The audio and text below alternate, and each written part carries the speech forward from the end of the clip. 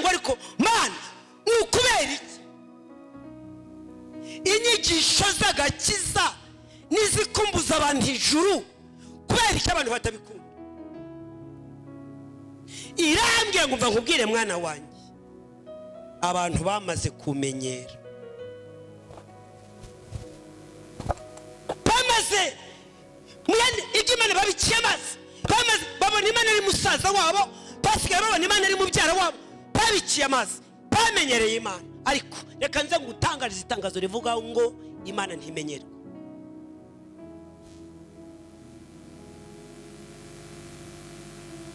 babi Imana mukanya n'ikihe hariya irambwira ngo ugiye haguruka ongera ubibutse ngo kugira ngo umuntu abone mu gishupa kuwiteka byanze bikunze harahagomba kuva kabiri hari byagomba gutandukana nabyo niko kuri Yesu nashimwe gatatu akemera ko Uwiteka muyobora icyo gihe umugisha uva ku Mana uzawubona kandi utagira ngo ni ibipindi utagira ngo ni siyasa ntababwira ibyo nabonesheje amaso akenshi iyo mpagaze hano kuri aka gatuti amagambo mbabwira n'ubuhamya icyo nanyuzemo mbirebesha amaso haraho navuye nge navuye muri wene wacu utazambariza aho ngaho utazambariza aho cyangwa se ngo ugere muri icyacu uvuge tukomeze kose mama tumukunde ashobora kuba ari mwene wacu cyangwa uwacu ndaguhakaniye sindi muri ibyo ngibyo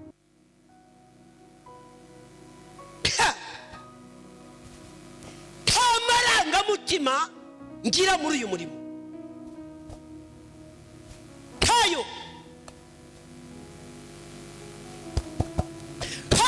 sindi muri bene wacu mbarahije ukuri utazanyibeshya ukavuga tukwemeze kose ni itorero rya kanaka iri torero ritangiye narababwiye ngo waje gufana azataha ari umufana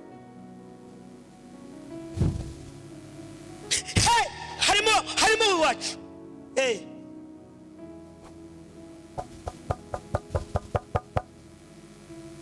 kabiri hari ibyo nasize ndetse bimwe byari inyungu zanjye shyira hasi navutse bwa kabiri byose bihinduka bishya ibyarinda mu yanjye mbibonamo igihombo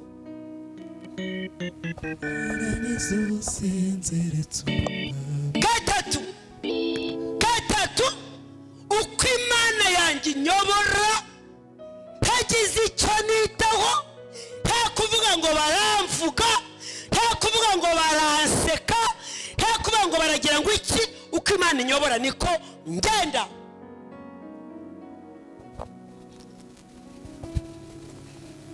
sintinya ko abantu bambona iyo ndi kuvuga Imana sintinya ko abantu banseka iyo nubahisha umwami sintinya ko abantu banyanga iyo ngenda nk'uko ashaka pfa kubana raba bariwe nta mutima undeka sintinya ko abantu bambona iyo ndi kuvuga Imana sintinya ko abantu banseka iyo nubahisha umwami wanjye sintinya ko abantu banyanga iyo ngenda nk'uko ashaka pfa kubana raba bariwe nta mutima undeka nzakunda umusaraba wa Yesu nzawubwira n'abandi nzajya ndashiye bugufi ndi munsi y'umusaraba kuko munsi y'umusaraba nahakuriweho umutwaro nzakunda umusaraba wa Yesu kugeza ndangije urugendo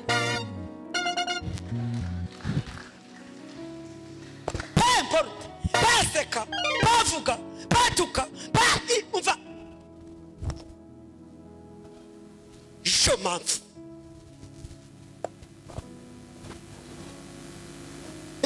utaragera kuri icyo kigero biragoye utaragera kuri icyo kigero ngo bikandagire icyo bita kubikandagira ukabigenda hejuru nta musi n'umwe uzanezeza bisi vamiye kunezeza Imana yanjye naho abantu banyanga ukamiko kuri kuzuye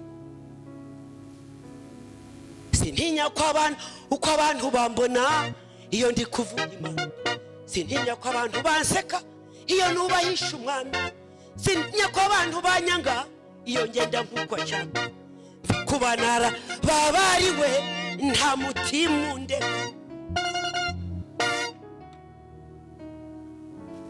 Sakunda umusaraba wa Yesu nzawubwira nabandi, nzajya ngenda nciye bugufi ndi munsi y'umusaraba, kuko munsi y'umusaraba nahakuriweho umutwaro. Nzakunda umusaraba wa Yesu kugeza ndangije urugendo.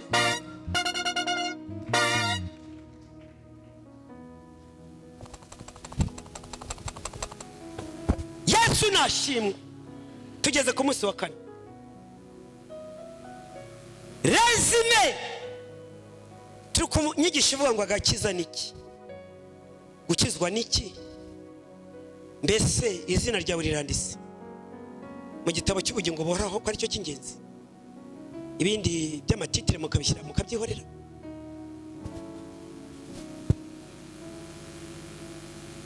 Izina ryawe ryanditse mu gitabo cy'ubugingo.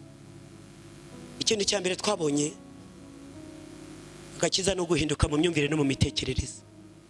Utarahinduka mu myumvire no mu mitekerereze, ukiri umukobwa w'umuzigabo cyangwa ukiri umukobwa w'umusinga, biragoye. Guma mu basinga nyine, guma aho ngaho.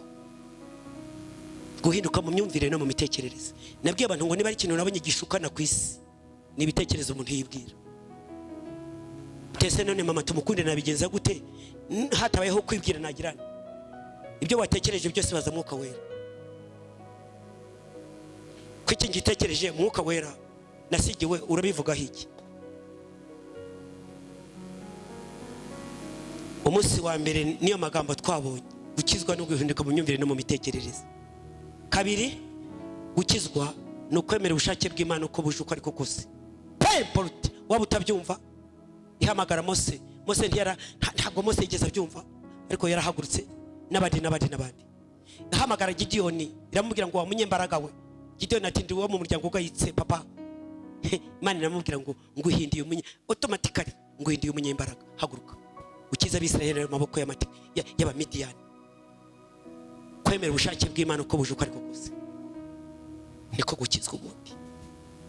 Imana ivuze ntabwo utera amahane, ntabwo complaininga, nta muntu diskita nayo. Tuzarinda tuva ku isi ibyayi byose tutarabisobanukirwa. Kari gatatu gatatu, Imana ipimira gakiza kawe ni mu bisubizo no mu bigeragezo. Aho naho gatatu Imana iki nicyo twabonye umunsi w'ejo. Aha gatatu Imana umukristo wese uzamupimira mu bihe swat ibigeragezo cyangwa se ibisubizo. Icyo ni igipimo. Uyu munsi rero, uyu munsi agakiza kawe handi gapimirwa,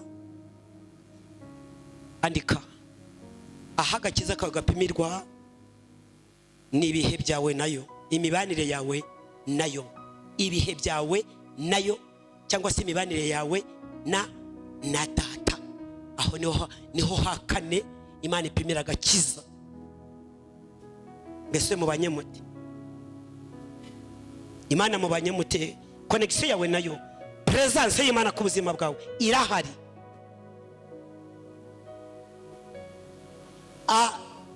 Kane, ahanda gakiza k'umurokore gapimirwa imibanire y'Imana nawe. Muri iyi minsi rero abakunda kwirukanka mu bahanuzi, abahanuzi nibyo ni sawa kandi impano z'ubuhanuzi zirahari.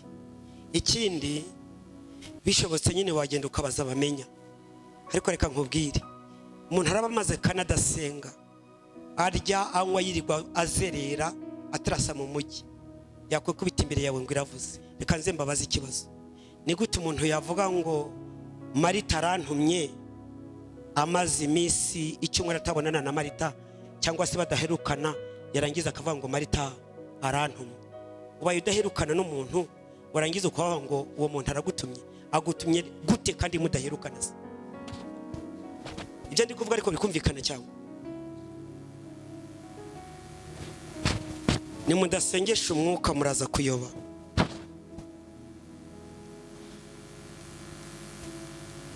Muntu amaze kanadasenga kandi ibi ngibi nta handi tubivana uretse kumana. Ntazagira ukubeshya ngo ni umuhanga, ntazagira ukubeshya ngo arabihorana, ntawe.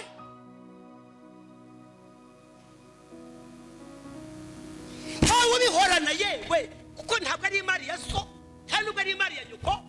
Ibi tubihererwa mu masengesho kubana nayo. Ntabwo ibi biri muri silabisi. Kwa kundi ubyuka mu gitondo ukaba wafata igitabo ugasoma chapitre 9. No, suko bimeze.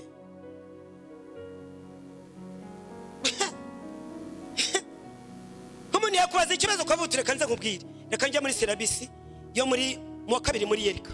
Ndebe icyo kintu mbajije aho kiri. Agafeyeta.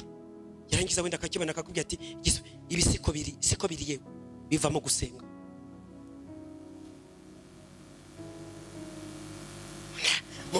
Muntu saa 8 ni ibikoma, saa 9 ni ibyayi, saa 11 ni amata y'ikivuguto, saa 12 yikubise mu buriri, saa 3 indi iragira hari ariko ngo yarangiza ngo arakubariza Imana, arakubariza Imana gute? Indi iragira hariya ariko ngo ari kukubariza Imana. Kubariza Imana ni gute? Umuntu yavuga ngo mama Prince arandi herukana na mama Prince byashoboka bitari? Ntabwo bibaho. Reka mbabwire, hahanura wasenze mu ijambo rimwe none, hahanura wagize gute wasenze mu ijambo rimwe none.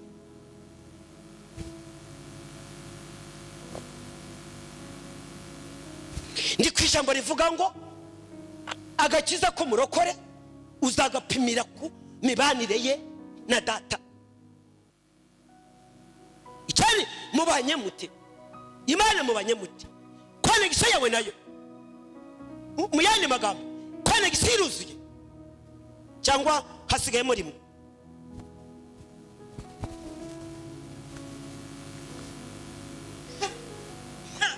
Ariko ye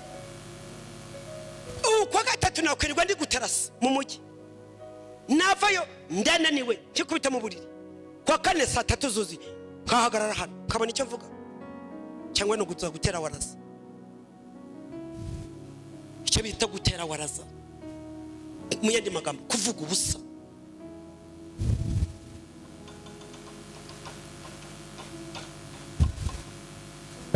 Ijambo rya kane rivuga ngo kandi azakinira agakiza, azapimira agakiza kawe imibanire yawe nayo. Imana mubanye mute? Yesu nashimwe. Imana mubanye mute ariko ubanye gute nayo? Va mu magambo. Ucuruza amakara ukameze kose ubona ko yacuruza. Wawe ucuruza ubufu ukameze kose ubona ko acuruza ubufu. Niko kuri. Ucuruza ibirayi ushobora kugenekereza ukamenya ko acuruza ibirayi. Usenga nawe biragaragara ko asenga.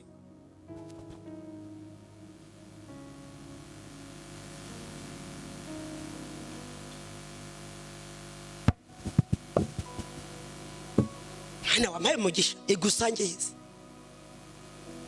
Musumwe dusenga Kacyiru. Cyumba cy'amasengesho twasengeragamo. Tugeze ku bantu 15.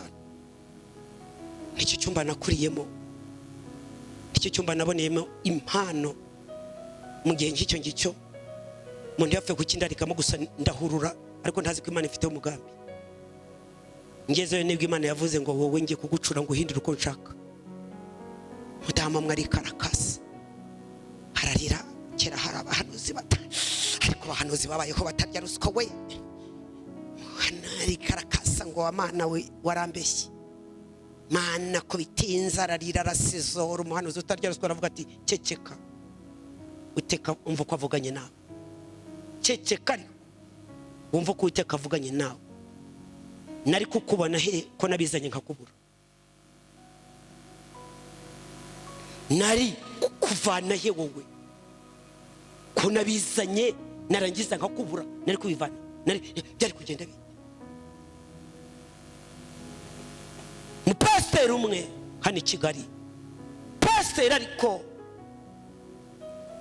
Imana mu amasezerano komeye. Imana imaze kuma amasezerano akomeye atera umukobwa muri korarinda. Yarambwiye nari ngihamagarwa nari ngikizwa. Urumva ko ari umuntu wa kera. Harambwiye ati mama tumukunde ibyo bintu byinjire muri serious. Ashaka naho wamusezeranya biranga. Imana iramubwira ngo umva nkubwiye bizabindi byose naraguteguriye mbishyiriye kana kuhagaze neza. Undi mushumba nawe ntagiye kwirirwa mvuga hano. Bizabindi naraguteguriye mbishyiriye kana wo mushumba no za Kicukiririye ndabimushyiriye byose kuko ni uhagaze neza. Ariko ibyo ni iki? Imana ni serious. Yarambwiye ati umva nkugire mama tumukunde ibyo ugiyemo nari nkijya muri ibi ubibe muri serious. Ubu ni nari nabamututse ijambo nari ngiye gukoresha byararangiye igifaransa cyarakana.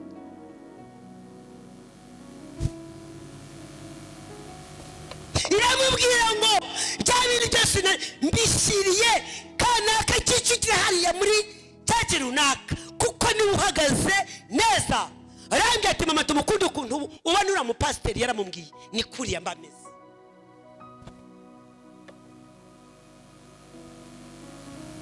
Uhagaze ute? Ahandi Imana igupimira imibanire yawe nayo.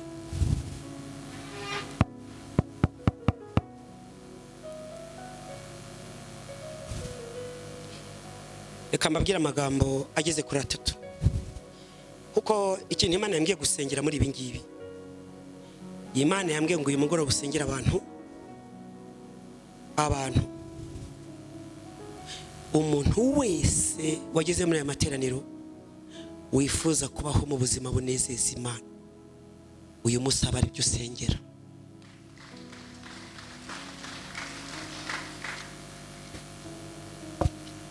Yesu nashimwe. Yesu nashimwe ariko Imana murayizi cyangwa Imana ni imyembabazi irababa ni inyembabazi nyine. Iyo yarakaye iba yarakaye kandi Uwiteka yafashe icyemezo abayafashe icyemezo. Nta warushije Imana guhamiriza Dawidi ariko umunsi umwe Imana yaramubwiye ngo mbere yawe mpashize ibihano 3 kandi bizanze bikunze kimwe muri ibyo bihano kiraba. Nta negociation kimwe muri ibyo bihano uko ari 3 byanze bikunze kiragusohorera. Nta negociation mfitanye nawe aka kanya. Imana ngo Imana ibiki? Ijambo rya mbere rero twihuse kugira ngo ugirane ubusabane n'Imana buhoraho. Presence y'Imana ku buzima bwawe umunota ku wundi umunsi ku wundi. Icyambere Imana igushakaho ishaka umutima wawe wose, ishaka ibitekerezo byawe byose, ishaka ubwenge bwawe bwose, ishaka ibitekerezo byawe byose, ishaka umutima wawe wose, ishaka ubwenge bwawe bwose. Nuko abantu benshi rero bazi ko ibi bintu by'agakiza ari nko kwihambira. Ndaguhakaniye. Gukizwa neza ntibituma utarya amafaranga yawe. Gukizwa neza ntibituma utambara umwenda ushaka. Gukizwa neza ntibituma utajya aho ushaka. Gukizwa neza ntibituma utarya ibyo ushaka. Icyangombwa ni ukumanaginga agakiza n'iterambere. Gestion y'agakiza n'ibyo Imana iguhaye. C'est ça l'essentiel. gukizwa ntabwo bituma utambara neza. Gukizwa bisho gutuma utenjoyinga amafaranga yawe umuburyo ushatse. Icyangombwa ni gestion y'agakiza n'amafaranga. Balance.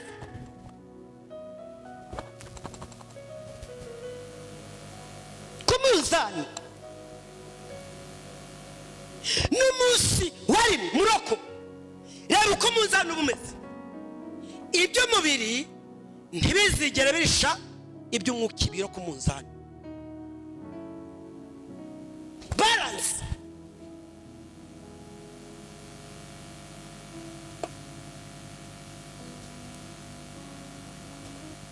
Utembere ariko ufite ubwenge, wenjoyinge ariko ufite ubwenge buva ku Mana yawe. Mu yandi magambo ntukagende nk'abatagira ubwenge. Kuri Serena mwakwicarana n'abapagani kandi uri umurokore.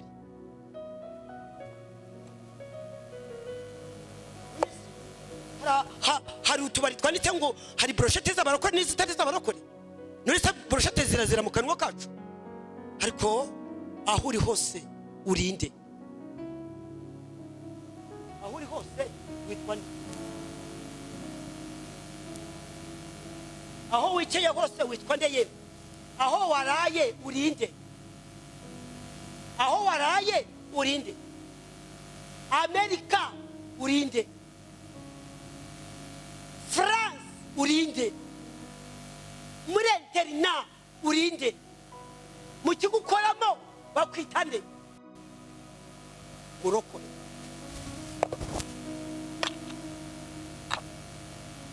Mu kigukoramo witwa nde? Yesu nashimwe. Maze gukizwa nakoraga muri track mbarahije ukuri, maze gukizwa batagiye kuntinya bitewe na stati hindutse. Magambo yamanzwe kure yaje muva muri ibyo biganiro kandi ntabwo ndushaka kubibamo.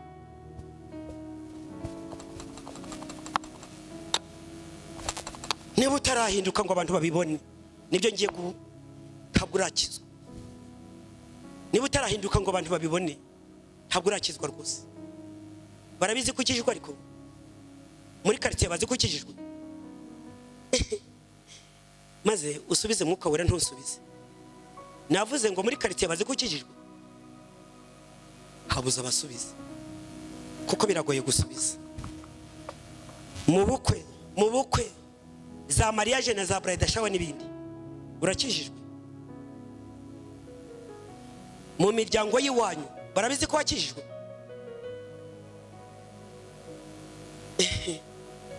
Muri babagore 30 mugendana barabizi ko ukijijwe.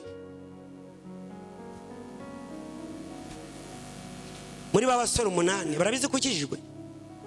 Muri babakobwa 5 barabisubiza mwuka wera. Subiza mwuka wera. Igipimo muri iyi minsi 5 navuze ngo buri wese apima agakiza ki. Udapima kabandi, pima kawe. Kandi niba hari bishop urimo pima agakiza kawe. Niba hari cardinal nawe nagapime. Umuntu wese ukiri mu isi akwiriye kwigenzura ntaho Satani atarasimya. Magambo arakomeye murayihanganira.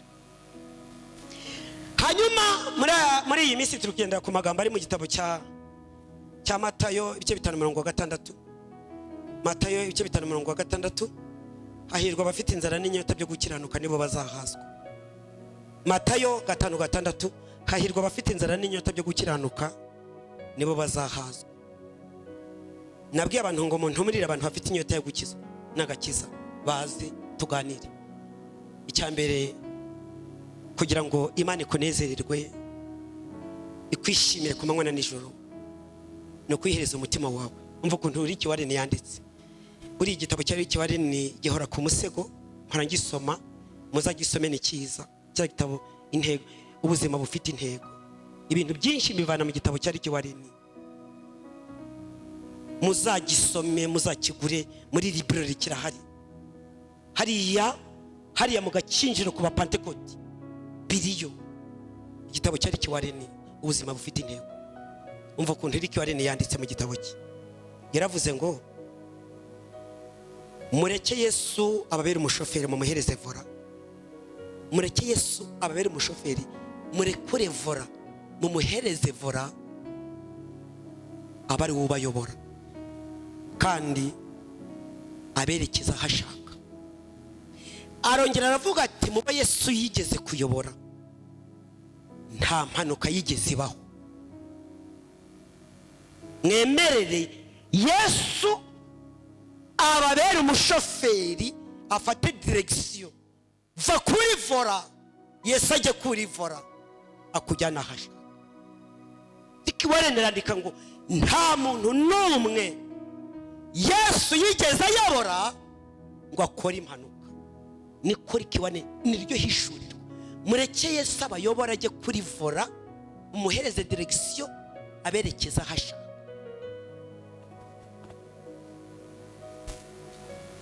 Yesu nashimwe. Kandi muroko mu yandi magambo, aho ubutunzi bw'umuntu buri n'umutima niho uba. Aho ubutunzi buri n'umutima wawe niho uba. Ariko iryo jambo ryaramfashije. Mureke Yesu afate vora, va kuri direction, wicari ruhande, Yesu aba umushoferi akuyobora hashaka. Rick Warren arandika ngo kandi mubo Yesu yigeze ayobora nta na rimwe yigeze akora impanuka. Muhereze Imana icyubahiro. Yesu nashimwe. Ategeka ubuzima bwawe. Amen.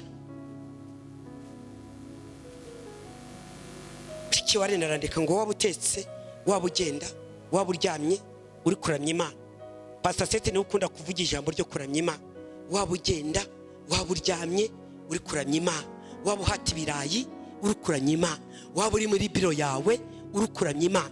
Reka mbabwire ukuri, ngewe ngikora akazi ko mwisi. Mbabwiza ukuri, kwiyiriza kwanjye nariyirije mfa ku biro 80 nsigara na 60 kandi nkoraga nta nubwo nakagira muri ibi ngibi. Gusa niyirizaga ntazi nanjye ibyo nshaka, ahubwo ari umugambi wa data nabivanyemo imbaraga. Mva ku biro 80 nsigara na 60. Imana irambwira ngo mbakubwire mwana wanjye, ndaguhanguye, uretse amasengesho nagutegeka ntuzongere kwiyiriza. 5 kilo umuzungu twakoranaga ampamagara mu biro arambwira ati wabaye iki? Yari umudamu mwiza cyane ugwa neza, wajyaga duhana amafaranga y'ubusa rwose, ugwa neza pe. Arambwira ati ngwino nkubwire wabaye iki, ufite kibazo ki mu rugo? Ndamubwira ngo nta kibazo mfite. Arambwira ati se none ko wahindutse cyane? Ndamubwira ngo impamvu nahindutse nagakiza n'umwami Yesu nakiriye, ariko mujye muhamya Imana. Arambwira ati noneho niba ari ibyo igendere. Biro 20 biragenda kubera kwiyiriza. Uko nabigenzaga rero, nirirwaga ku kazi kandi ngomba kujya muri Erika kwiga nijoro. Nirirwaga ntariye, ngafata kantu saa 18 muri kantine ya Erika, narangiza nkajya mu ishuri. Nariyirije pe. Uva kwiha umutima navuze ngo biyeguriye Imana ntabwo araba muri kuva gusa. Wabaho mu buzima bwo kwiyegurira Imana kandi uri mu buzima bwo mu isi busanzwe. Hari koro kontrere warayiyeguriye pe, mbega warayihaye byose ngo ibitegeke yihereze umutima wawe. Saa 12 ngafata akantu muri kantine ya Erika ngasubira mu ishuri.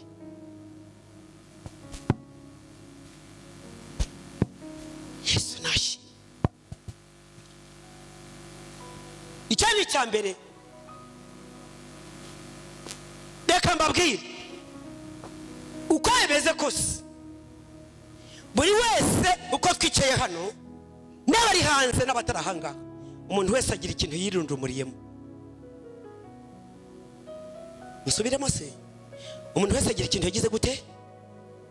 Wirundumuriye muki?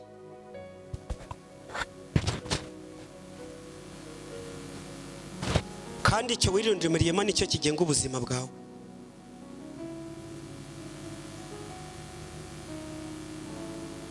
Kwiga yerekana najyaga mbona indaya ziteze hara kuri Meridiye nka saa 5 z'ijoro, ukabona imvura igwa yambaye ubusa buri kuri Meridiye.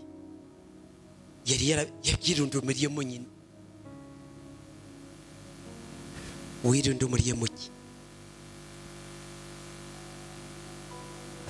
Kandi icyo wirundumuriyemo nicyo kigenga ubuzima bwawe. Niki wirundumuriyemo muroko? Navuze ngo icyo wirundumuriyemo nicyo kitegeka ubuzima bwawe. Harabirundumuriye mu nzoga baba basinze ruharwa, harabirundumuriye mu buraya baba indaye ruharwa, harabirundumuriye umva amafaranga akaba bategeka bose bagategekwa nayo. Mbega icyo wirundumuriyemo nicyo kigutegeka. Harabirundumuriye mu magambo n'amazimwe akaba ari yabatunze, icyo bita kubatunga niko nabyita. Wowe reka nze dufata akanya k'iminota amasegonda, wirundumuriye muki?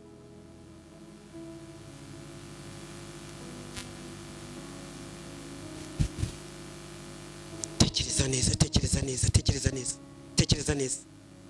Icyo wirundumuriyemo nicyo kigenga ubuzima bwawe. Uko niko kuri.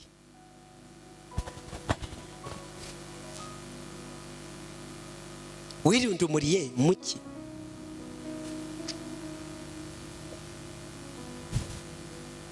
Ariko buriya hari abantu bajya bansetsa ngo bari umwanya wo gusenga.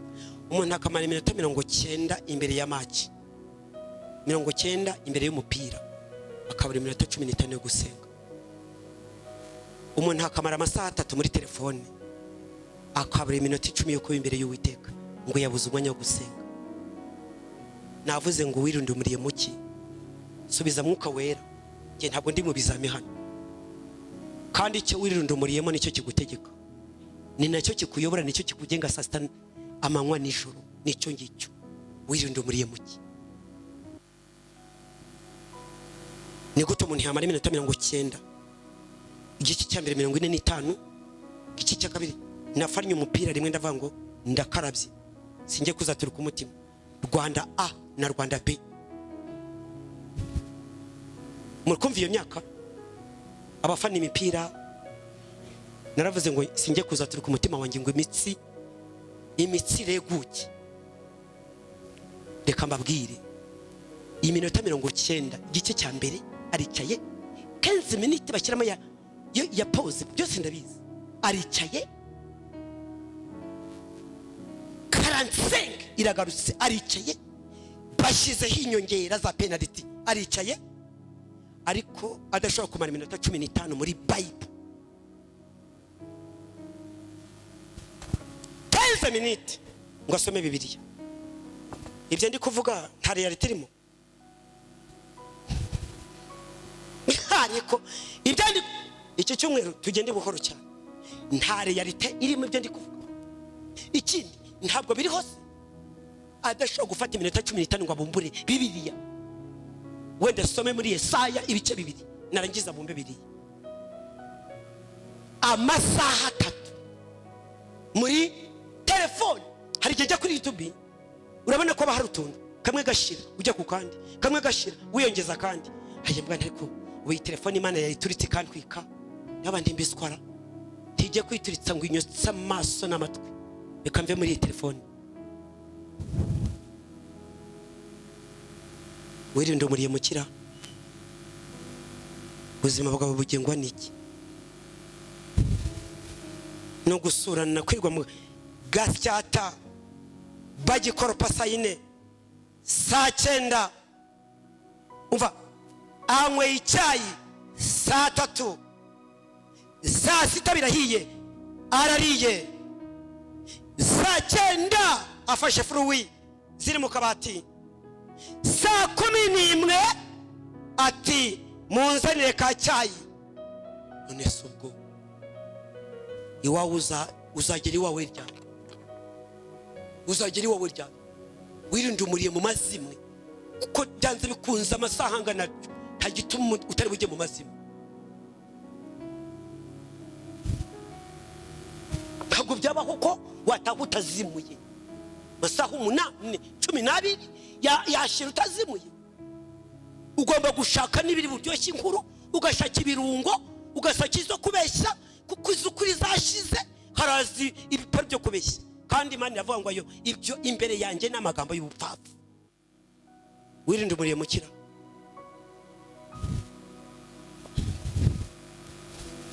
Kusa umuntu uticara mu rugo rwe. Wabonye umuntu uticara mu rugo rwe ngo akaguruka heme mu rugo.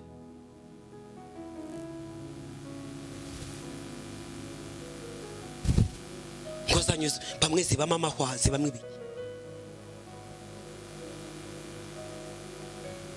Muroko navuze ngo wirinde umuriye muki.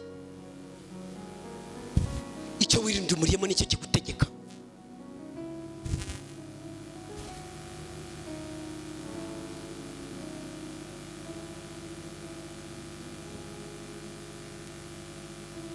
Wirinde umuriye muki ubwibone.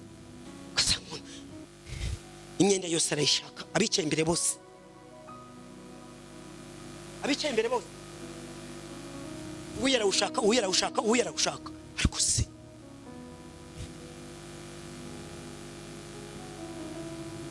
we waguze muri Shiki Down Town. We waguze muri Shiki Down Town. Ndi waguze muri Shiki Down Town. Akabaza nk'abantu 8. Nk'abantu 8 ariko babaza aho baguriye. Umujyi urarambuye, nta muntu wese nta muntu utajya mu mujyi. Umujyi urarambuye cyo kudafite amafaranga yawe. Nta utabona ibintu. Wirinde umuriye mu kidi niko utekabaza. Kandi cyo wirinde umuriyemo nicyo kigutegeka. Mwuka wera kuganze. Imana irambwira ngo uyu mugoro umuntu wese ushaka kwaho mu buzima bunezeza Imana arasengerwa. Ikintu cya mbere Imana igushaka no umutima wawe ngo utegeke. Umutima wawe ntabwo ugomba gutegekwa n'abanyamahanga. Umutima wawe ntabwo ugomba gutegekwa na nyoko wanyu na so wanyu. Reka wari nareka mureki Yesu afate vora. Va kuri vora. Kuko wowe ni uyobora uziyobora nabi. Reka Yesu akuyobore. Kabiri kindi kinezeza Imana ikanezera. Icya kabiri kinezeza Imana kikazana ubusabane nayo. Icyo bita ubusabane we bari imbaraga bazivanaye kwicarana nayo nyine no guhorana nayo. Icya kabiri Imana ikunda kandi kinezeza. Icya kabiri gisha kuzana ubusabane bw'Imana, presence y'Imana ku buzima bwawe. Kuyihamya. Andika kuyihamya. Mwene magambo kuyihamya mu banyama, kuyivuga ukwiri, ukavuga imirimo yayo, ukayivuga, ukayibabwira, ukayihamya ibikorwa byayo ukwiteye, kari kuyihamya.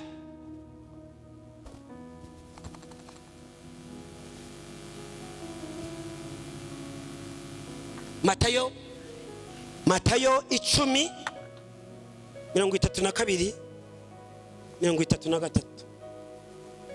Usomye wa Bibiliya nasomere. Matayo 10:32-33.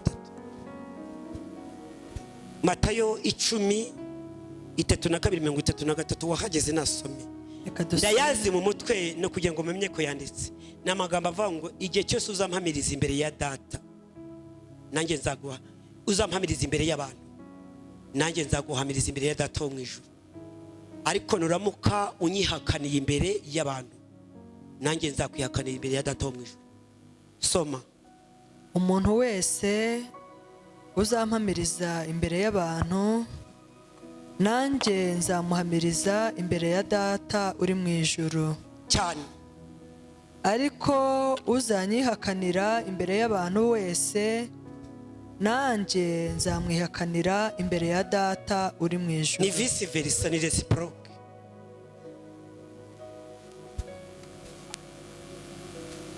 Urayihakanye warangiza ngo kwishaka umugisha ujye gusenga se oya nje hano hirya nawe wabusenye nese Mana warakoze. Abantu duhura bakanga no kudusuza kugira ngo batababaza ngo ese nawe usengera kwa Mana warakoze. Oya nari nyarike Ikanombe bajyaga babikora ati se uve gusenga nawe oya nenye tekereza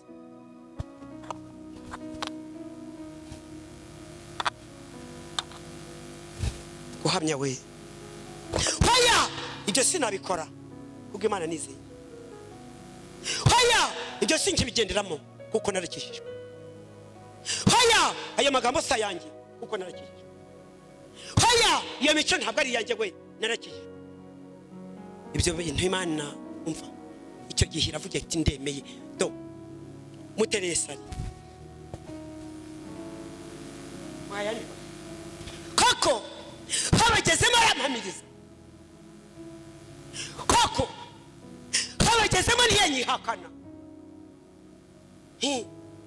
bagera mu bukwe agashaka gusa nabo kugira ngo nabo genekereze batabona ko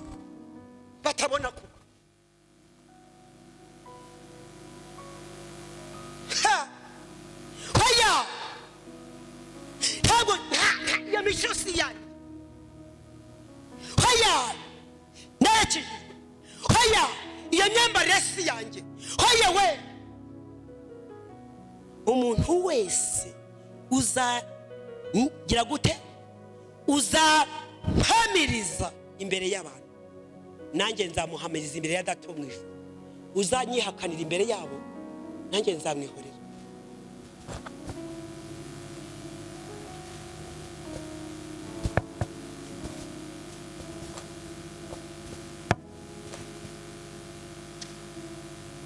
kangakase wasomye hose ko nakanga kabarokore bakanywa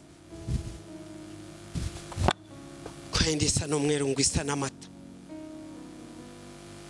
ko niba ari ve isa n'amata isa n'umweru ko wasomyeho ngo ko n'abarokore bayinywa barokore aho barokore se ninjye wasomyeho ko n'abarokore bayinywa aho barokore se abarokore bose icyapa ni abarokore bose ntabwo abarokore bose ari wowe wasomyeho ko n'abarokore basoma umuntu wese uzanyihakanira imbere y'abantu nanjye nzamwihakana ariko uzampamiriza muri bo nanjye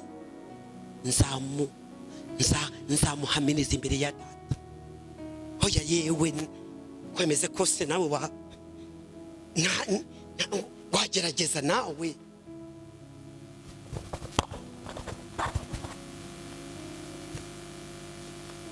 ariko sinzi umuntu wambwiye ari na hano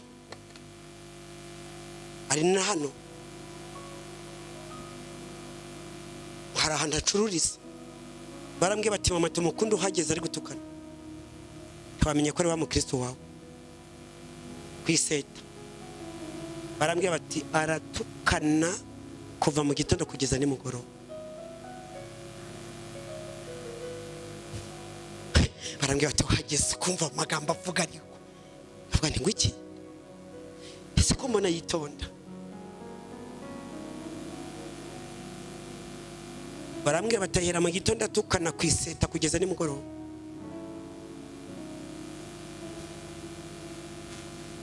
baturiya akanwa ke ariko musanzwe mbona ese ko mbona yitonda mama tumukunde wowe ntabwo bazi bona bakwikiye imbere biyorobetse ntabwo bazi unyumvira ubwo butumwa umva ubwo butumwa ariko unyumvira ubwo butumwa ariko reka mbaza akakabazo kuva aho ukirijwe ni bangahe bamaze guhinduka kubera wowe ngiye gusubiramo kuva aho ukirijwe ni bangahe bamaze guhinduka kubera wowe kubw'ingeso nziza bakubona barambwira baturiya wowe ubushizi bw'isoni kwiseta barambwira batatukana kuva mu gitondo kugeza nimugoroba nta muntu ukoma ndavuga ntiye rega amakuru yanyongeraho amakuru yanyuse wagize ngo ntibayambwira barabizi ko mbashumbye ngomba gukora ku rutsinga ubu byaroroshye no guhita hamagara ati kanaka hari igihe bigeze kumpamagara umuntu asindiye hariya i Remera umuntu w'umugore hari i Remera aho bita ngo niba ari kwa Guinness niba ari kwa niba hakihari ntabwo mbizi barambwiye bati ari gukambakamba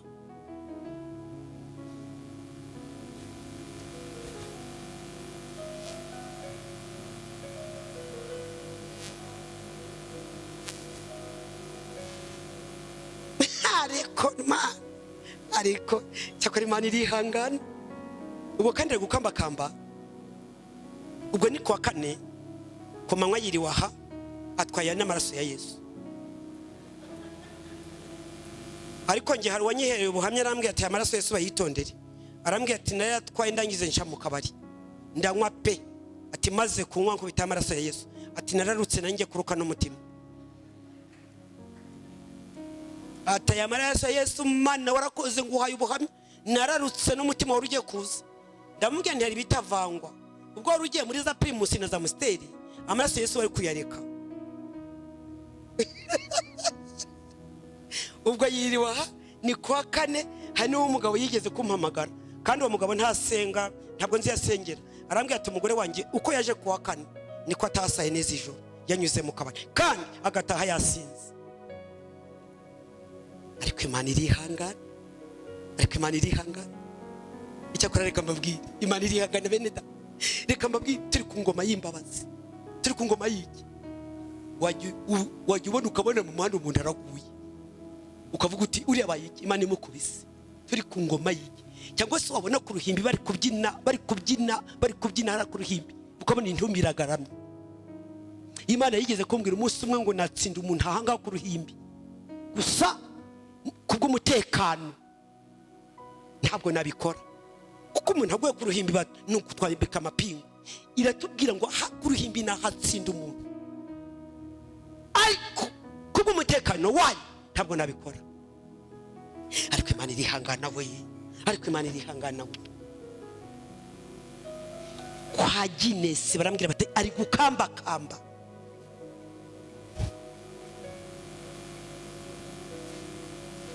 Umvuga buhamya, nabajije ngo aho umaze gukirizwa, hamaze guhinduka bangahe kubw'ingeso zawe bakubonana? Ni bangahe? Ingeso kariti ingeso. Hari abambwiye bati mama tunku hajya kana kasengera wanyu, nti arahasengera.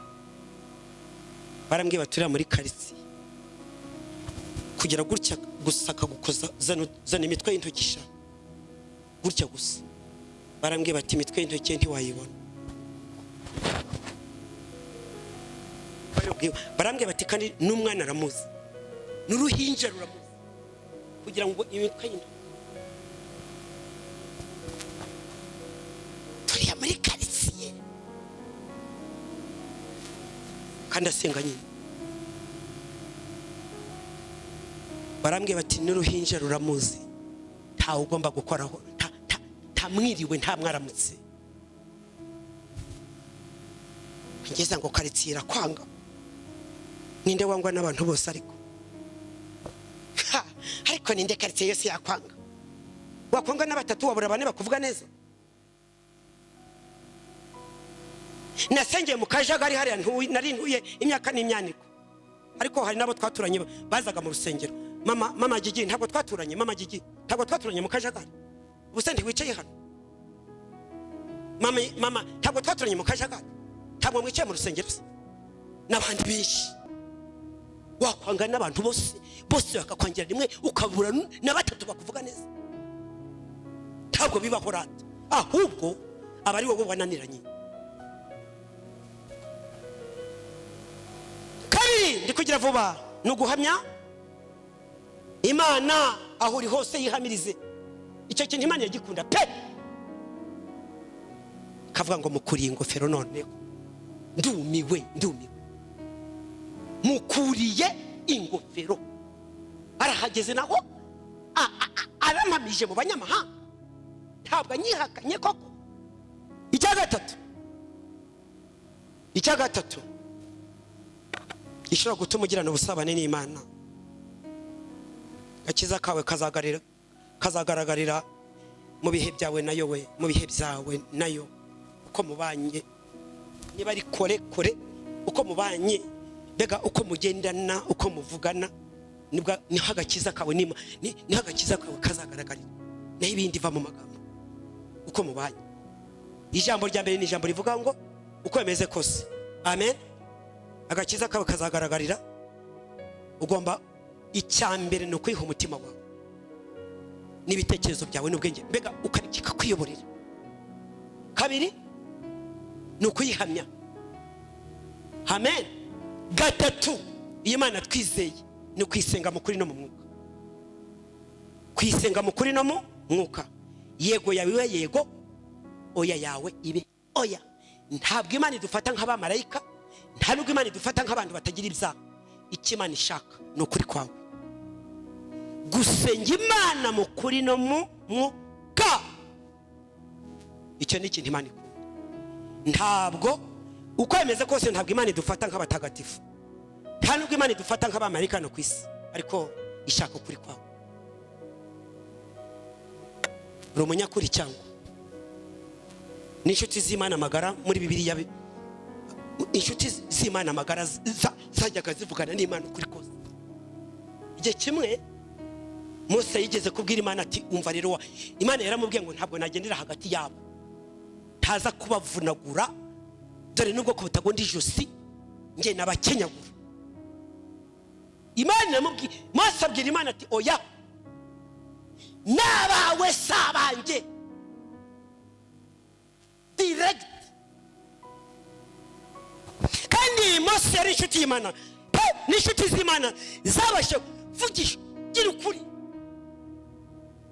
Gusenga Imana mu kuri no mu mwuka. Yesu nashimwe, Yesu nashimwe. Hanyuma izo nkuru andika aho uzazisanga kugira ngo nawe uzazisomere. Kuva 33 gwera ku murongo wa 12 kugeza ku murongo wa 12. Ariko mujye mu babasomyi ba Bibiliya nk'abadivantiste, abadive kwijambo ndabemera barasoma pe. Kuva ibice 33 murongo wa 12 umanuke niho uzasangiza, kuko nshaka kuzivuga hano ukavuga turi ko mama tumuku izo nkuru zabaziherereye. Kuva chapitre 33:12 niho Imana yagiranye ikiganiro na Mose. Mose arabibwira ati n'abantu bawe sabange urampa amahoro, ntabwo nababyaye, kuko njye babwira ngo mujye mureka nduhuke gato. Ye kimwe tujya mu karuhuko, umuntu arambwira ngo nese mama tumuku ngo ko mujye mu karuhuko turatungwa niki. Ndamubwira ngo ntabwo nababambiwe, ntabwo nababambiwe, ariko ntabwo nagiye ku musaraba ku bwanyu, uwababambiwe arahari, uzabana na Yesu mu rugo rwawe. None se njye kugira stroke kubera wowe? Yesu wababambiwe no mu rugo no mu ngo zanyarimo, ariko mumpakanye nduhuke.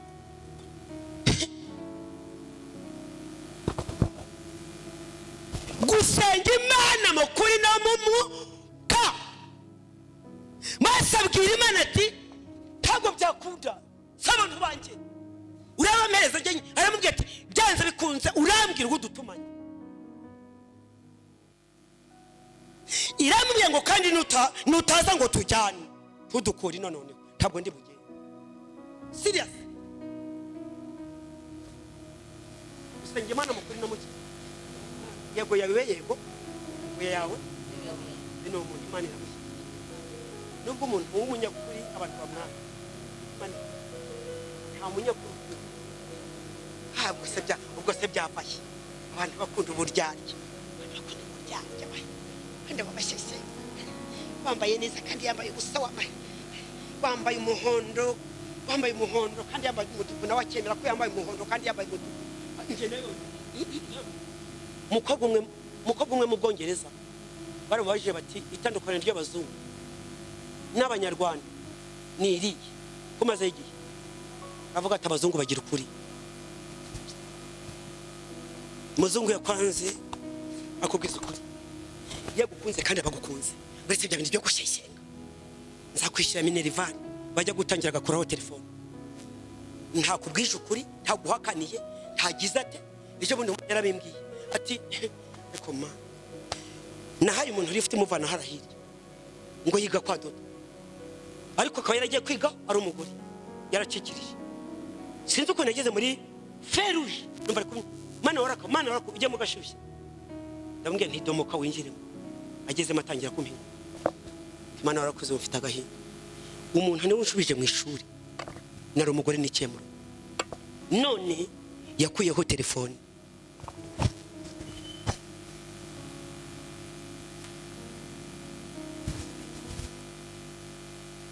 Ntampakaniye, ntambwe ko byamunaniye, yakuyeho telefone. Ndi kwicuza icyatumye ndi umwanya wanjye, ndi umugore usize abana bangahe. Umugabo yaravuze ati ubwo agiye kukwishyurira agenda. Gusenga Imana muki? Gusenga Imana muki?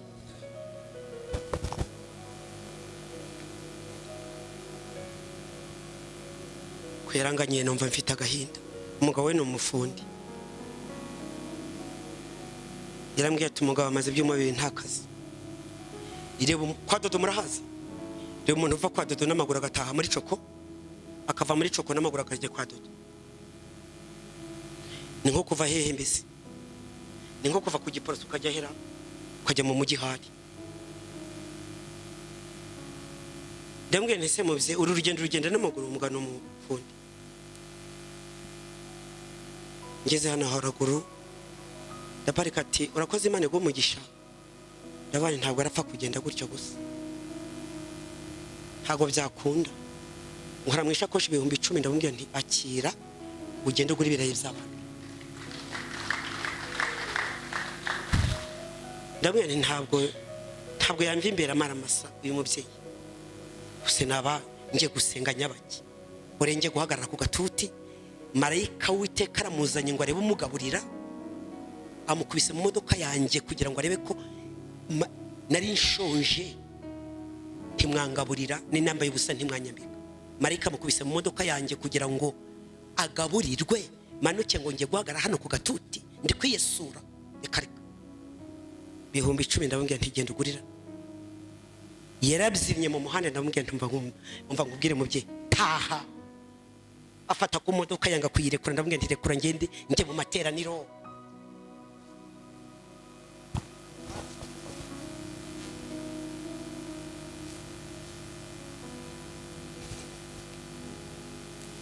Turukwije muri bwango gusenga Imana makuri no muki? Gusenga Imana makuri no muki? Baranegosiya inshuti z'Imana magara nazo zagira gukuri. Aravuga ati nutajyana nanjye ntabwo ngenda pe. Imana iramubwira ngo iti umva nkubwire Mose, nemeye kujyana nawe kuko wangireho umugisha nkakumenya izina, turajyana. Mose abona gutuza umutima. Jugira ukuri kurababaza, ariko nta musi n'umwe nigeze mbona ikinyoma gitsinda. Bisanze bikunze ikinyoma kiriruka, ukuri kukagenda buhoro ariko ukuri kugatsinda. Aburahamu yari inshuti y'Imana magara. Yagiranye ikiganiro n'Imana pe kumugaragara. Cyagiye Imana yagiye kurimbura Isodoma. Aburahamu agira wabaza Imana atari ku Mana. Usanzemo abakiranutsi 50 wahareka. Yesu nashimwe. Yesu nashimwe. Amen. Itangiro 18:23 mwandike muzahasoma icyo kiganiro cy'Aburahamu n'Imana. Itangiriro 18:23 mu byandike muzagenda izo nkuru mujye mumenya aho zishakirwa. Agirana ikiganiro Itangiriro 18:23 ni ikiganiro Aburahamu yagiranye n'Imana. Nawe Aburahamu nawe ari mu nshuti z'Imana magara. Noneho abazimana atariko nusangamo 50 uraharimbura. Imana iramubwira ngo ntabwo ndi buharimbure. Arongera aramubwira ati none usanzemo nka 40 waharimbura. Imana ibwira Aburahamu ati ntabwo ndi buhari. None se nusangamo 40 ntabwo Imana yigize mubwira ngo afiki. None se nusangamo 30 uraharimbura cyangwa. Ariko Mana mwereze se mukuri no mu mwuka. None se nusangamo 20 ariko inshuti tagisa no kuba inshuti y'Imana pe. Uziko Imana muganira akanwa kukandi. Imana yambwiye ngo iki ni kirangira usengera abantu bashaka amen kubaho mu buzima bunezeza Imana. bagejeje ku mubare w'10 Imana yavuga iti ntabwo naharimbura marezoma 10 rirabo ni 10 rigira gute ujye ugerageza Imana ugira gute usenge Imana mukuri no mu mwuka. Amen. Haleluya. Kandi kantu muntu wese presence y'Imana, muntu wese ushaka kubaho mu buzima bunezeza Imana, nakaka ngaye tugezeho kakane sakakane ni ijambo rivuga ngo niba ari ikintu kinezeza Imana kuba mu mwanya ugomba kubamo, kuba mu mwanya ugomba kugira gute kutajagarara.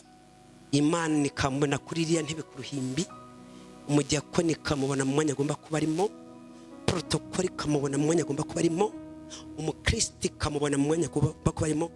Icyo ni ikintu kinezeza Imana, kuba mu mwanya ugomba kugira gute kubamo. Icyo gihe ijuru riranezerwa.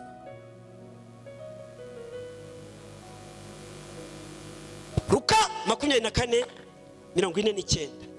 Luka 24:49 andika mbabwira ibintu bihanditse. Luka 24:49 haranditse ngo Yesu asezera kubigishwa arababwira ati mugume mu murwa, mugume mu murwa, dore ndagiye nge kuboherereza ibyasezeranijwe, ariko sinkababure mu murwa.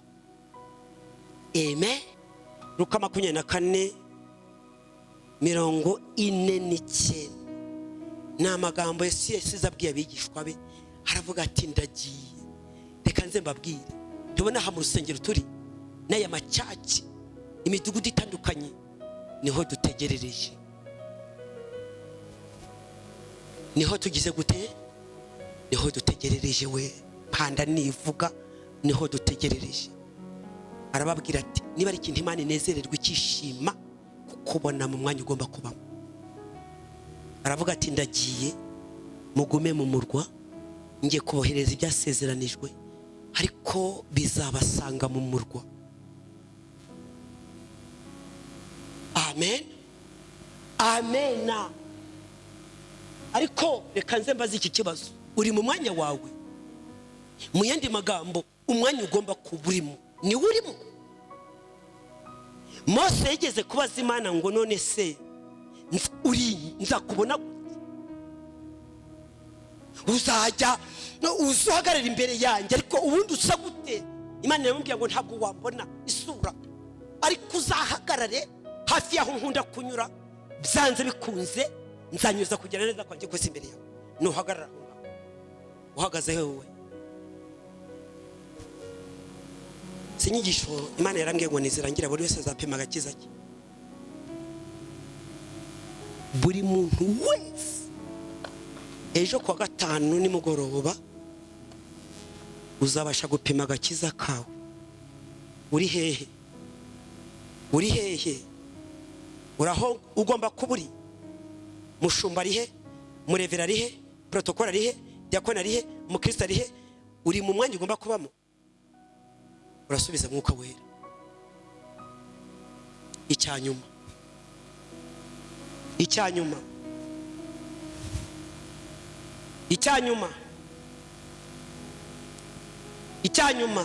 gituma ubusabane ugira ubusabane n'Imana.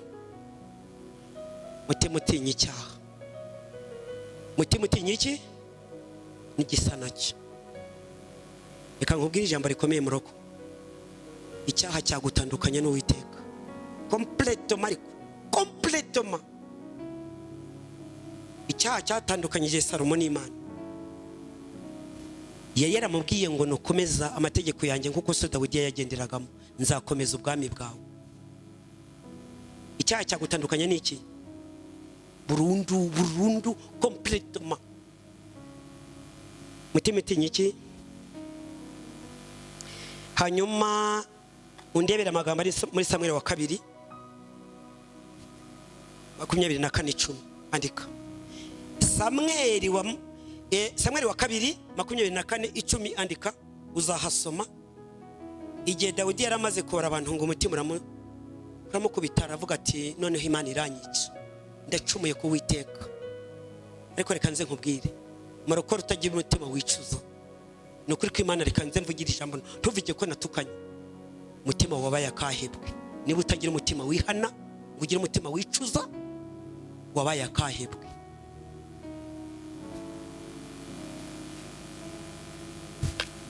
Samuel wa 2:24 igihe Dawidi yaramaze kubara abantu umutima uramukubita aravuga ati noneho ndapfuye Imana iranyica. Ni nayo mpamvu Imana yigeze guhamiriza Dawidi iravuga ngo mbonye umuntu ufite umutima uhuye no konshaka. Yesu nashimwe ndashoje ndi kwijambo rivuga ngo icyaha cyagutandukanya muntu ugira umutima udakubita. Saa 8 ngo Dawidi amaze kubara abantu aravuga ati Imana iranyica none. Aya magambo y'uyu munsi ni amagambo avuga ngo mu yandi magambo agakiza ni iki? Gukizwa ni iki? Gukizwa ikizagaragaza agakiza kawe ni uburyo ubanye nayo uvaye mu tundi tuntu, uburyo ubanye nayo. Amen. Icyambere ni ikihe? Kugira ngo ugirane ubusabane nayo buri perimana kuyihibya abo byose. Kabiri ariko nigishije muri kuyihamiriza mu bandi. Gatatu gusenga Imana makuri no mu mwuka. Kane